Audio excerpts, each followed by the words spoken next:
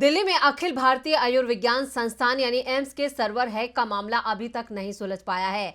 Hacking मामले के 1.5 हफ्ता बीत जाने के बाद देश के एक और अस्पताल भी इसकी जद में आ गया है, लेकिन इस अस्पताल में अभी तक कामकाज जो है वो सुचारू रूप से नहीं हो पा रहा है। लेकिन अब एक और अस्पताल हैकिंग का शिकार हो गया है, जिसके बाद देश के स्वास्थ्य संस्थानों की साइबर सुरक्षा पर सवाल खड़े हो रहे हैं।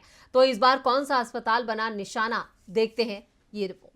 दिल्ली एम्स के सर्वर ने अभी पूरी तरह से काम करना शुरू नहीं किया है। एम्स के सर्वर को हैक करने का आरोप चीनी हैकर्स पर लगा है। सरकार की ओर से दावा किया जा रहा है कि कुछ दिनों में एम्स का सर्वर पहले की तरह काम करने लगेगा। लेकिन इस बीच खबर आ रही है कि दिल्ली का दूसरा बड़ा अस्पताल सफदरजंग हैकिंग का शिकार हो गया है। हालांकि सफदरजंग अस्पताल को एम्स जितना नुकसान नहीं हुआ है, क्योंकि अस्पताल में अभी भी अधिकांश काम मैनुअली हो रहा है, इसलिए मरीजों का डेटा चोरी होने की खबर भी अब नहीं आई है। जबकि एम्स में मरीजों का पूरा डेटा ही सर्वर पर था, जिसके चोरी होने की आशंका पहले दिन से जताई जा रही है।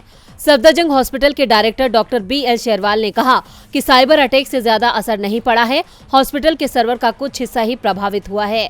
अस्पताल के सर्वर को हैक करने की कोशिश कुछ दिनों पहले हुई थी, तब इसका थोड़ा असर दिखा था। अस्पताल का सर्वर एक दिन के लिए डाउन हो गया था। उन्होंने कहा कि सफदरजंग अस्पताल पर साइबर हमला एम्स दिल्ली के रैनसमवेयर हमले जैसा नहीं है। शेरवाल ने कहा कि अस्पताल प्रशासन के साथ NIC की टीम ने दिक्कत को ठीक कर दिया है और हॉस्पिटल अब ठीक से चल रहा है, डेटा सुरक्षित है। 2 हफ्तों के अंदर देश के 2 बड़े अस्पताल के सर्वर में जिस तरह से सेंधमारी हुई है, उसको लेकर सरकार की साइबर सिक्योरिटी पर सवाल खड़े हो गए हैं। DB लाइव की